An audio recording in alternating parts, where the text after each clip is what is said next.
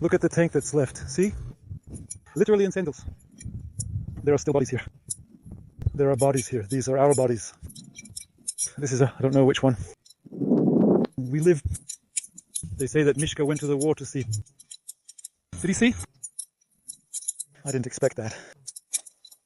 There's war, of course, but it's war. The soldier walked through the trench witnessing the war. The result of yet another advance inside Avdiivka. It was like this day after day, with varied and repeating scenes with death seeking both sides and leaving corpses on the cold ground. No matter how much fools refused to acknowledge this suffering, it was witnessed and recorded every day. The Ukrainian got out of the armored vehicle to defend the evidence from the Russians. He advanced with suppressive fire and was stopped when he stepped where he shouldn't have, falling in front of the trench still alive, but under the threat of imminent death. The Russians marched among the trees, trying to cross those lines to reach the villages, but enemy drones blocked their path. The Ukrainians opened the armored vehicle's door to be met by the chaos of war in front of the trench, while a Russian came out of his hiding place with a white flag. He was carrying a pet, which made the Battle of Avdiivka even more similar to the Battle of Bakhmut. In desperation, the Ukrainians fought, trying to prevent another city from sharing the same fate as the other.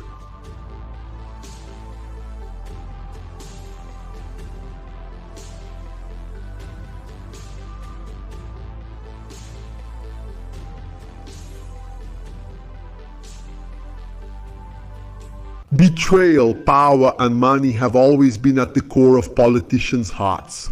For Ukrainians, the beginning of 2024 proved this in the bitterest way possible. One day they signed treaties about their nuclear weapons and handed them over with promises of being defended by Western countries and non-aggression agreements with Russia. When Avidívica became the focus of the Russians, suddenly another blow came. The Americans stopped their support packages. Donald Trump's influence over the Republican Party caused delays and complications that prevented Congress from making a decision. The politicians were discussing the immigration deal, but the media accused Trump of betraying Ukraine in favor of Putin, someone who, according to these media outlets, had helped and interfered in American politics in favor of the former president.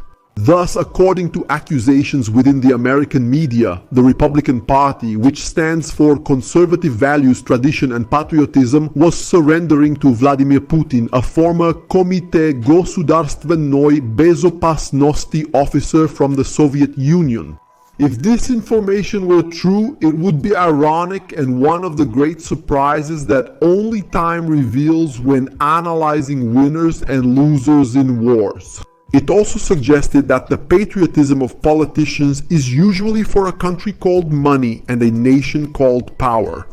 No other president in our history has ever bowed down to a Russian dictator.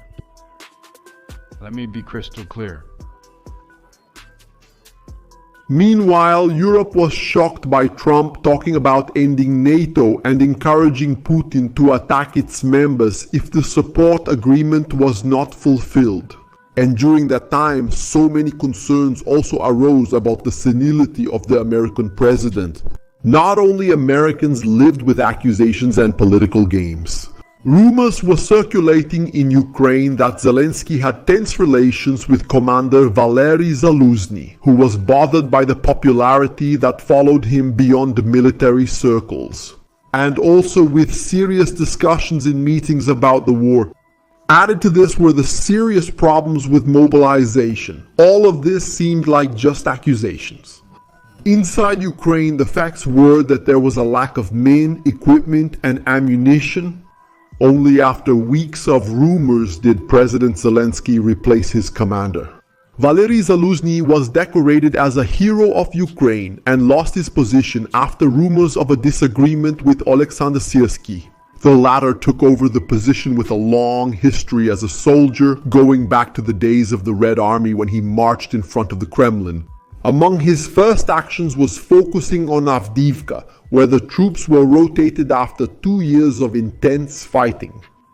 The new commander announced that Ukraine would move to a defensive position to wear down the Russian advances. One of the Ukrainian strategies was to focus on attacks against Russian targets that were not directly on the front line. The Black Sea Fleet was especially affected by this. It started with rumors spread by Russia about drones damaging ships. Then came the images of swarms of unmanned surface vehicles cutting through the waves toward enemy vessels. The ship's gunfire stopped one or two, but gradually the successive impacts burst open the hulls.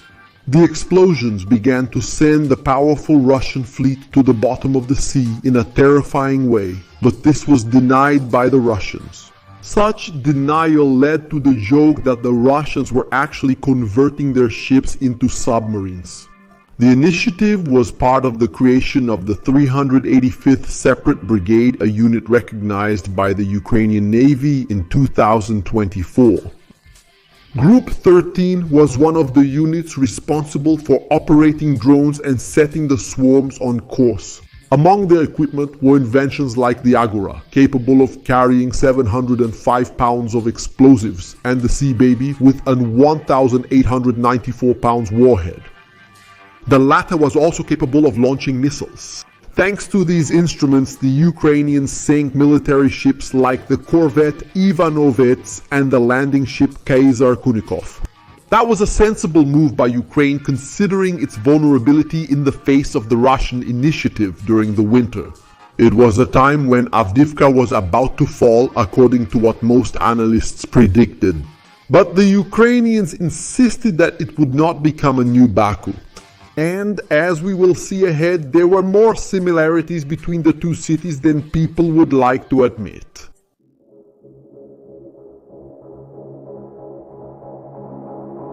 The Russians had gained an initiative in the Avdiivka territory, based on factors such as successive waves of assaults without concern for casualties, artillery, and ingenuity.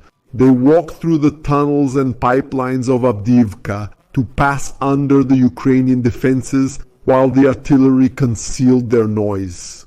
They spread out through the area of the Sarkaya Okota restaurant, which created enough impact to encircle Zenit, one of the main Ukrainian bases in southern Avdiivka. Entire groups of Ukrainians began to get surrounded in their defensive positions or during the attacks. Two paratroopers were cornered by the Russians on the second floor of what was left of a building. They called for desperate support, which was answered only by the 14th Regiment of Unmanned Aviation Complexes. The kamikaze drone was directed to the first floor of the building, flying through the window to literally wipe the victory smiles off the Russians' faces. The pair of Ukrainians jumped out the windows, running desperately through the snow, trying to get back to their positions before they were surrounded again. These situations happened frequently, as the Ukrainians had to counter-attack repeatedly to retake lost positions. The soldiers experienced one of those attacks where their hearts pounded like a grenade exploding in their chests. They barely tried to get out of the YPR 765 and were pushed back. The Dutch infantry fighting vehicle tried to continue its path, firing its 25mm cannon while looking for a new place to disembark. A mine blew up the driver's plans and forced the soldiers to leave the armored vehicle. The doors opened to chaos. Their eyes took a while to adjust to the rising sunlight in the midst of the fog of war. The screams mixed with the sound of the other armored vehicle and the Russians' PKM firing non-stop. The shots from the trench didn't stop. The second YPR was almost disabled and was forced to leave.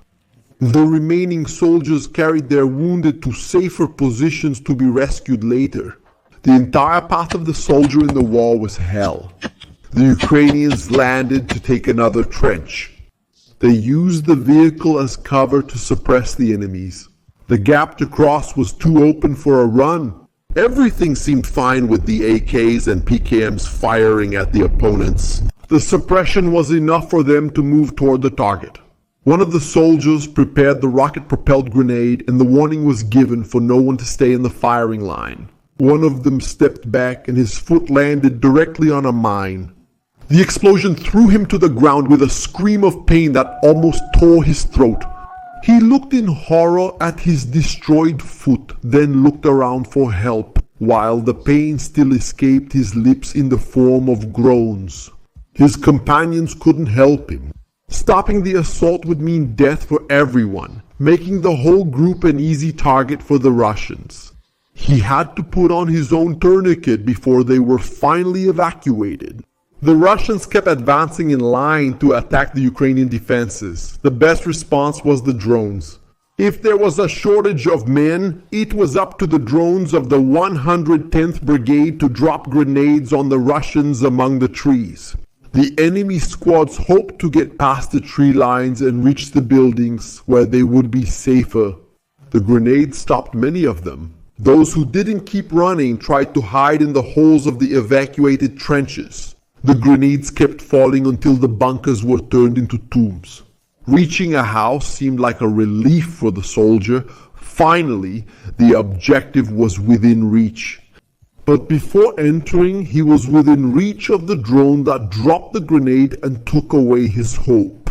These lines of marching soldiers became targets for the 110's drones as long as there were still grenades available. The drones disrupted the Russians' attacks, preventing them from landing to take new positions. They couldn't settle in a certain spot or there wouldn't be enough resources to get them out of there. The drones had found soldiers dressed in the traditional Russian green standing out against the white. When they camouflaged themselves, their red bands still stood out in the snow, which allowed advances to be disrupted. But that was hellish, Herculean, and thankless work. The Russians responded to all this with incessant artillery that fell everywhere, forcing drone pilots to hide and let their enemies pass. The bombs fell in sequence 10 times more than any Ukrainian shots. The mortars were moved to increasingly closer positions as the storm's units approached. The TOS-1S also began to take advantage of the ground gained. The effective range of 5 to 3 kilometers for version 1 and 10 kilometers for the 1A required getting a bit closer.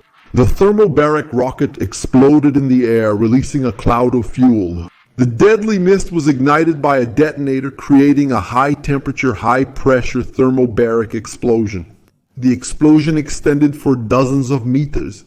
The 110th held on to its resources as best it could, taking advantage of the TOS's proximity to disable it with drones. The vehicle's own ammunition helped set it on fire more than once in the middle of winter. All of this exhausted the Ukrainians of the brigade. When one of them finally announced that the new commander-in-chief would pull them out, there was relief. Too bad leaving Avdiivka wasn't easy. They were almost surrounded. The soldier squeezed into the vehicle with his weapon heating up the cold air as he tried to take out the enemy drones that were chasing him. The AK-47 barrel sparked uselessly. The soldier braced himself, waiting for the impact. But death missed its visit and the drone exploded on the road.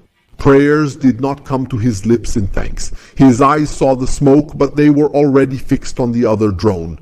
The AK-47 started unloading ammunition into the sky. He reloaded quickly to keep up the effort.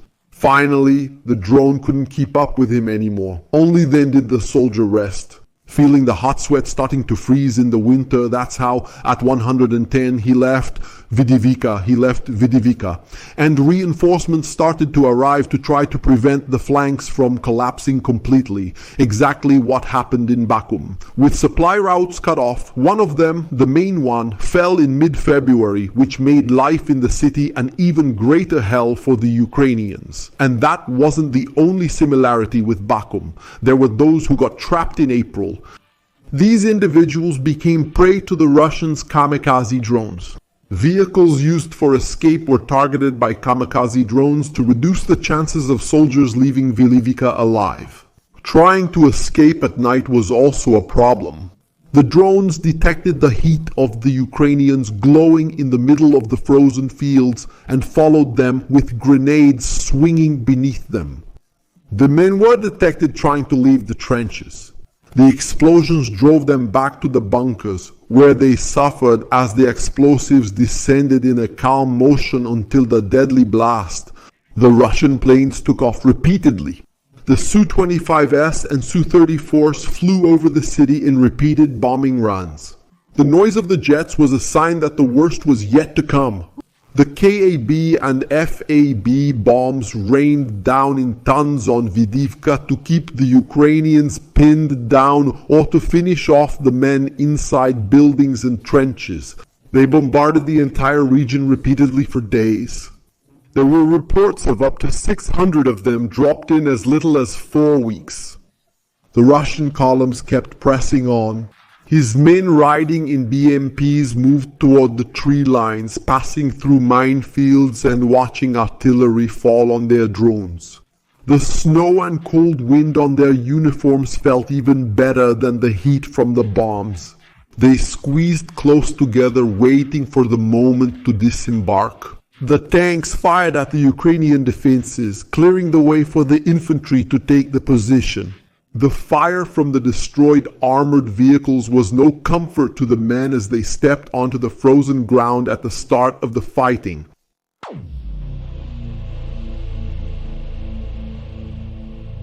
The Russians advanced into Ukrainian territory in a way they hadn't done in the 2 years of fighting for Avdiivka. The lack of resources on one side and the overwhelming power on the other completely unbalanced the battle. But this came at a higher cost than many like to admit. The Russians themselves repeatedly recorded the problem, talking about the sacrifice of their men to take Avdiivka.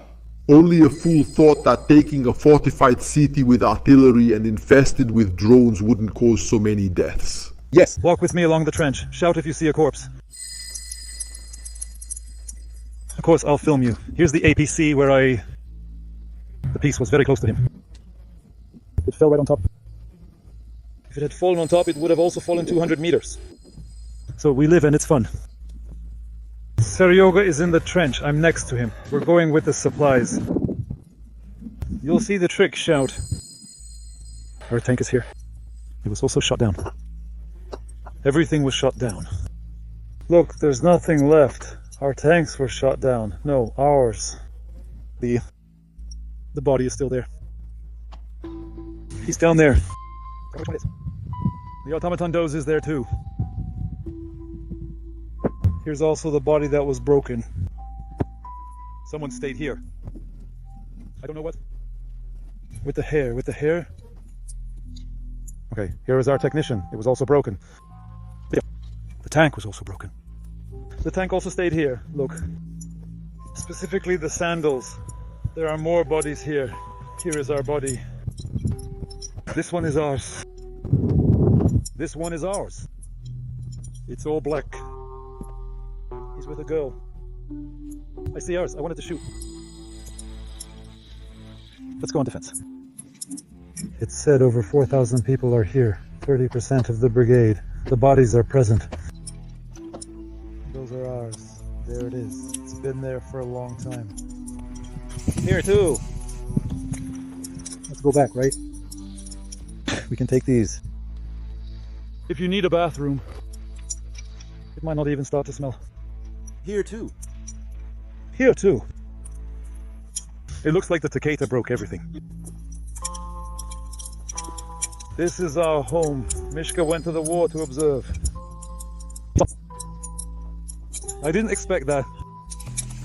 There's a war, of course, but this is war. There was a meat grinder here. This is the Avdiivsky direction as indicated by the tracks and sticks. Avdiivka is located right here.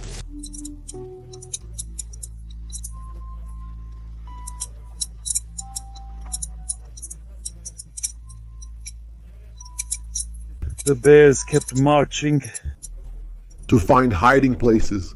Those were men with a choice: rot in a prison or advance against the Ukrainian wall of fire. Their hope was to find shelter before the drones arrived. Many did find shelter, but that didn't stop them from becoming bodies on the ground, gradually torn apart by the impact of explosives that sought the lives of other soldiers from the Stormzy units.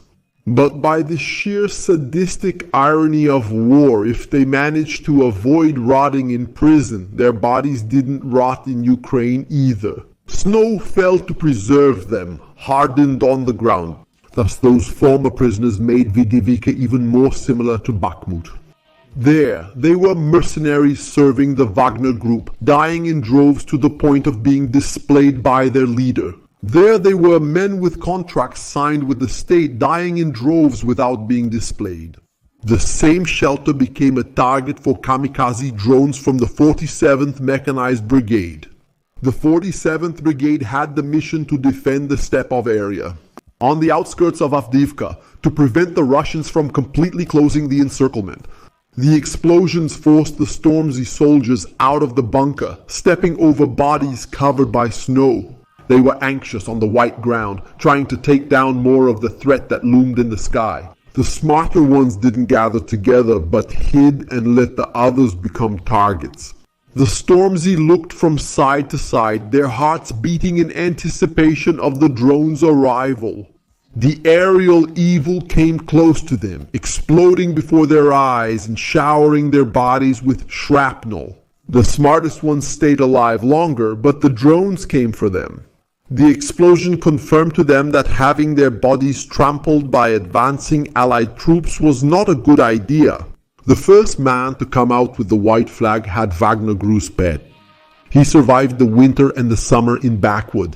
He stepped on the bodies of his comrades and saw Prigozhin say that only artillery and waves would solve the problem.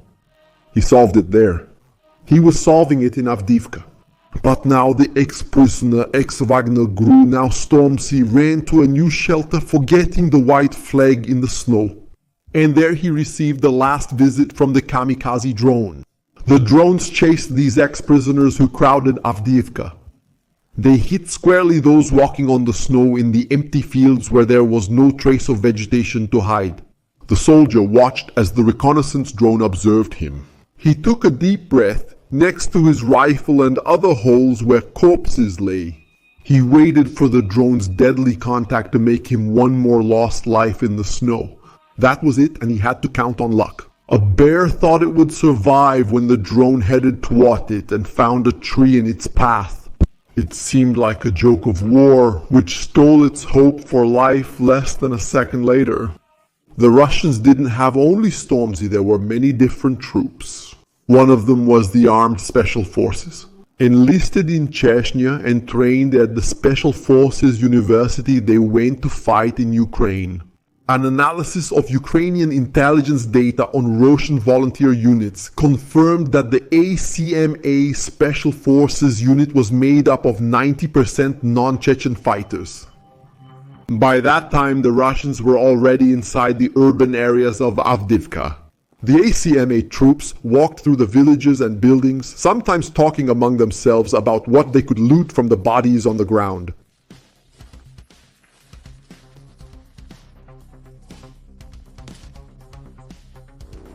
He's got a good belt. Take it off.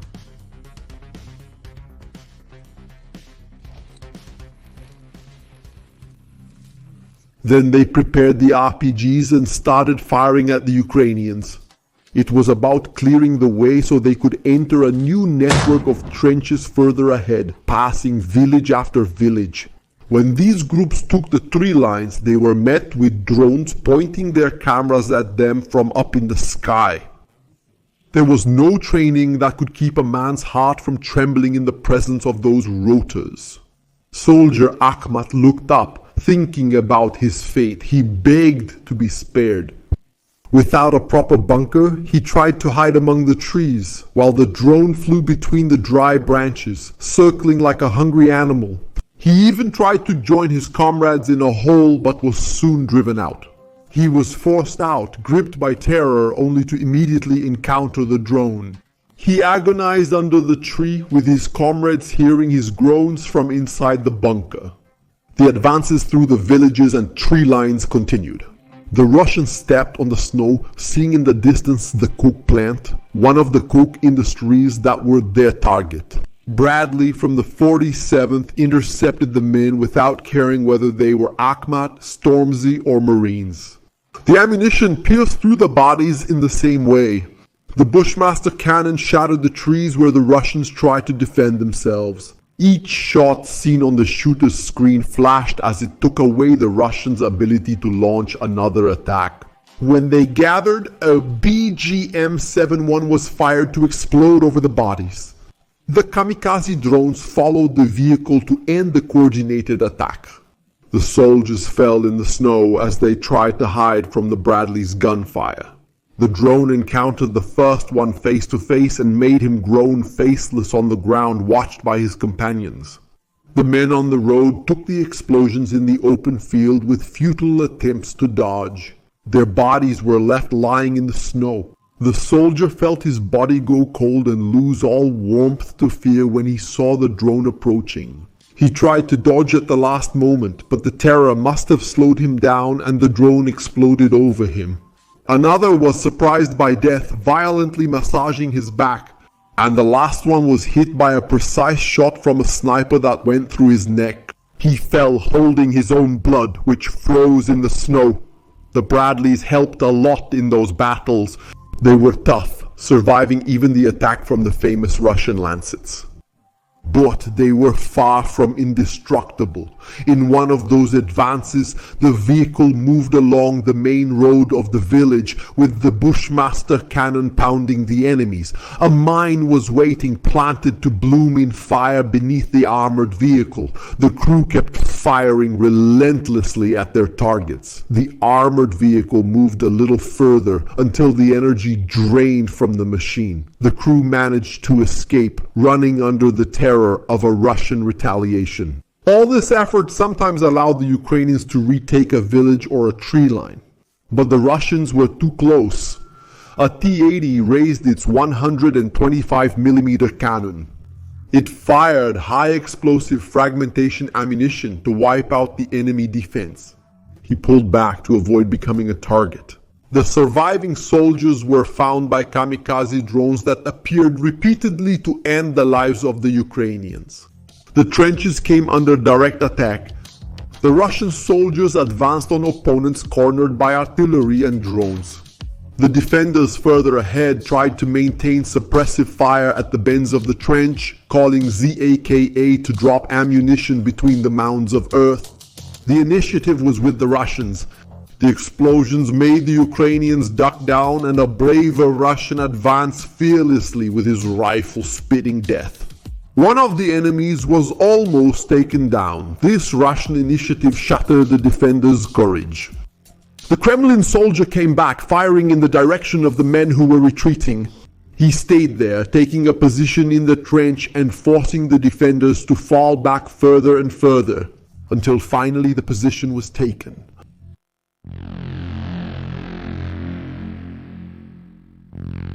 In mid-February, the 110th was replaced by the last Ukrainian reserves, leaving them with the difficult mission of retaking essential parts of Avdiivka, such as supply routes. The risk of total encirclement was imminent. Located east of Opitne, Zenit was a bastion of trenches and fortifications that had protected the southern flank of Avdiivka for years, preventing direct attacks from the south.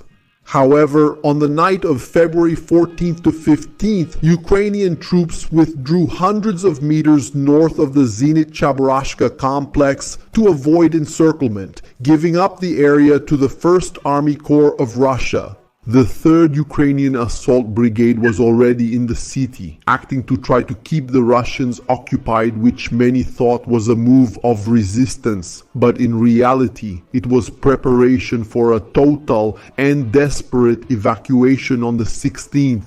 His men searched through the ruins looking for defensive positions. Many ended up trapped and surrounded in shelters, even though others tried to break through the sieges and allow the withdrawal. The fighting outside was extremely violent, with the Ukrainians using drones like the Black Hornet to find the Russians while enduring the bombardment. Some enemy assaults failed, but it was impossible to hold the defenses with a 5-to-1 disparity. The Russian artillery made the ground shake and the air vibrate. Ears were deafened by the terror coming from the sky while the acrid air entered the nostrils, filling the lungs with the poison of war. Some troops managed to start fleeing amid so many explosions, their eyes wide open, witnessing the worst of the Russian artillery. There was no part of Avdiivka where explosions were not witnessed. Even the best defended positions were surrounded by soldiers or bombs. It was the music of death playing in its rawest tones. So many were hit that they agonized without salvation, perhaps even longer than they should have. Such was the demand for the reapers to take souls. Worn-out equipment in flames took to the roads to escape. The order to evacuate was given with the hope that even the most isolated troops could hear it and leave without being obliterated by the Russians. The drones watched the armored vehicles start to take the roads out of the city. Inside them, the soldiers moved on tensely, fearing they would be hit, which happened several times as the Russian music reached the Ukrainians wherever they were. They fired at the enemies and at drones, desperate to continue the evacuation in an armored vehicle that struggled until the very last moments.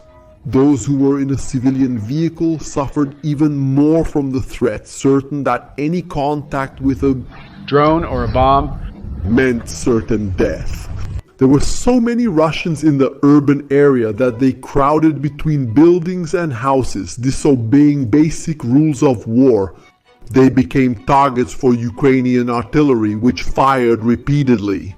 However, it was far from matching Russian power, with the Air Force providing support and bombs diving at much greater speed. Night seemed like a relief for the Ukrainian soldiers to try to escape, but the drones were watching them. When daylight came, everything got worse. The perfect aim kept hitting them everywhere, operating in the villages, among the tree lines, and in the neighborhoods on the outskirts of Avidívica. On February 17, 2024, brigades like the 47th or the Border Guards were left to work the perimeter in hopes of keeping the withdrawal more organized. They stayed in structures still standing or among the rubble to work on the Russians who tried to close the encirclement. Then they watched videos of flags being raised one after another all over Avdiivka. After 2 years of fighting, with the intensification starting in October 2023, Avdiivka had fallen. It started with the flanks being taken, then troops and ex-prisoners were sent in waves, along with other forces in an intensification of the attacks until finally the fall. Very similar to Bakhmut, artillery, drones and waves. At that time, news emerged in Russia about the death of one of Putin's opponents, imprisoned after so many years. This happened a month before the elections. New accusations have emerged against Republican Congressman Mike Johnson, who blocked aid to Ukraine and whose campaign was funded by Russians. Putin celebrated victories in Russia, in Ukraine, and within the United States.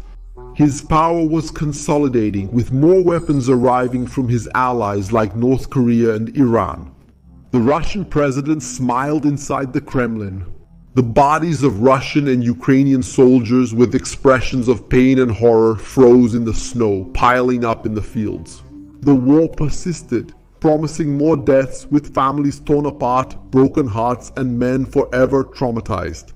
The politicians remained on their thrones with their patriotic speeches, seducing hearts and praising heroes, while money and power fed their voracious and insatiable egos.